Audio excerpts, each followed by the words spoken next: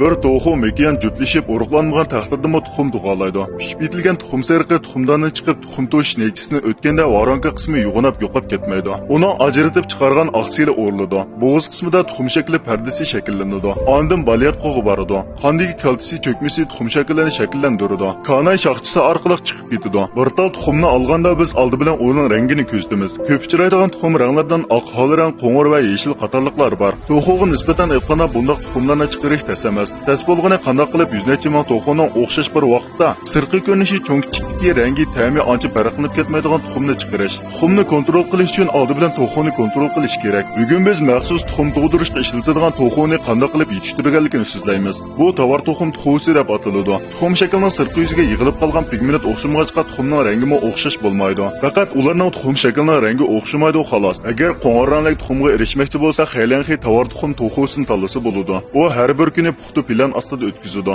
Nesli yetishtirish shirkatining tuxum boshqarish zalida tuxumdan chiqqandan keyin to'xu fermasiga yetkazib kelinadi. To'xuning temperaturasi 30 gradusdan 36 gradusgacha, nemligi 60% bo'ladi. U bu yerda orom olish xarakterdagi yo'riqlikni qabul qiladi hamda yam-xashak va suv ichishni bilgandan keyin ig'irligi birasi oshadi. Uning ig'irligi taxminan 66 gramdan 70 gramgacha keladi. Cho'qlash va yam-xashak isrof bo'lishdan saqlanish uchun to'xu fermasi texnik ko'p tinchlantirish roliga ega qizil nurli LED chiroqni tanlab ishlatadi hamda uning tumshuqini kesib o'tadi. Hozirgi zamon to'xu fermasi odatda bu xil tig'ni ko'p ishlatadi. Bu xil mashina tig'ni 650 gradusda qizdirib, gilosda qizil rangga kirganda kesish ilib boradi. Tumshuqning o'sish nuqtasida taxminan 2 sekund turg'izadi. Buning sababi davomli o'sib ketishning oldini olish hamda qon to'xtatish. Bu texmi eng og'riydigan emas. Iqtisodiy kuchi toza yaxshi bo'lmagan to'xu fermasi tirnoq qisqich yoki qaychi bilan tuxum to'xusining tumshuqini kesib o'tadi. Keyingi bir hafta tuxum to'xusiga yana ko'zga temitib purkib ukol qilish usulini qo'llanib Shinchang vabasi, salmonella bakteriyasi qatorliq vaksinalar uriladi.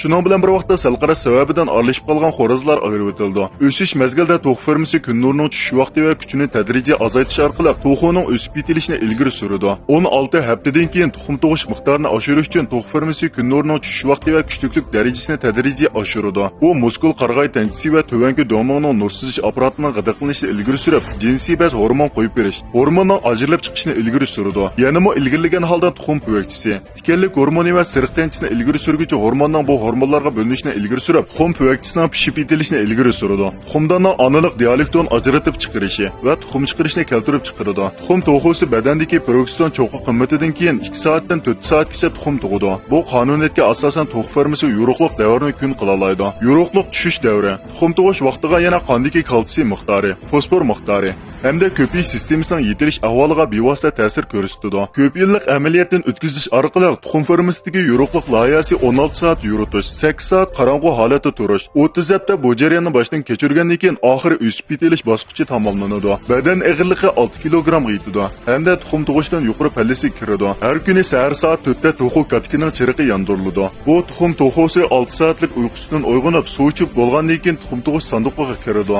Oxirida tushdan burun bir tuxum tug'adi. Kun sonining eshishiga ergishib tuxum tadrijiy cho'ngaydi. Tuxumning cho'ngishi tuxum shaklining texmi chürük, texmi nepizligidan darak beradi. Tuxum shaklining texmi nepiz, texmi ojiz bo'lishi to'shishga qulaysizlik elib keladi. Shunga to'xu fermasi xodimlari tuxumning cho'ngkichligining talabga uyg'un bo'lishi uchun muhit temperaturasini o'stirish orqali to'xularning yem miqdorini azaytadi hamda bosqichga bo'lib yem-xashak tarkibidagi amino kislotaning miqdorini azaytadi. Bunday bo'lganda tuxumning sirtqi ko'rinishining cho'ngkichligini, tuxum shaklining ichki qismidagi ahvollarni o'xshashlab kontrol qilg'ili bo'ladi. Tuxum siriqining rangi oldi bilan to'xu turi bilan munosabatlik hamda yem-xashakka qo'shilgan tabiiy yoki sun'iy pigment bilan munosabatlik hamda yam-xashakka qo'shilgan tabiiy yoki sun'iy pigment bilan munosabatlik. Qiniq rangli tuxum sirqi kishiga quvvatli tuyg'u beradi, ammo bu bir xil xato tuyg'u bo'lishi mumkin. Tuxumning yemiga qo'shilgan fanmavxon yerlik to'xuning chiqishini cheklash bilan bir vaqtda tuxum sirqining rangini texmo qiniq qiladi. Tuxum tug'ish nisbati to'valgan ahvol ostida tuxumning bahasi yuqorilashga boshlaydi. Uzuqliq jihatda yerlik tuxum va xaylanxi tuxumining o'z oldiga afzalligi va yetersizligi bo'ladi.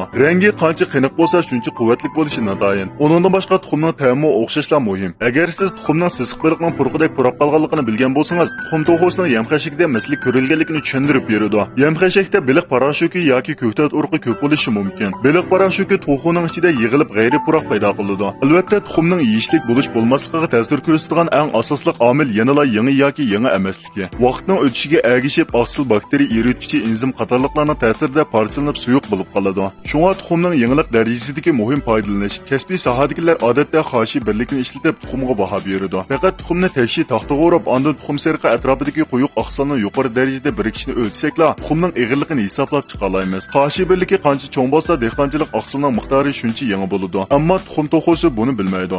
U o'zining tuxumining 6 soat ichida yetkazish orqali to'shib ketadiganligini bilmaydi. Odam kuchi va mashinada tanlash orqali yuvish, dezinfeksiya qilish, quritish, surkash, ko'chaplash qatorliq usullar bilan eng oxirida savdogarlar orqali qalla bosirga eqib kiradi. Bundaq to'qlar o't yem yeyishni, aram olishni biladi. Soat 22 da chiroqning o'chishiga ergishib bir kuni oxirlashadi. Uning kunlari mushundoq aylanib 80 haftadan keyin qushxonaga opirilib o'zining oddiy ham ulug' hayotini oxirlashtiradi. Agar bu mazmun sizga zarracha yaragan bo'lsa, Sinchaq film salonining taraqqiyoti uchun eng ostidagi xanzuchi e'lonni chekib qo'ying.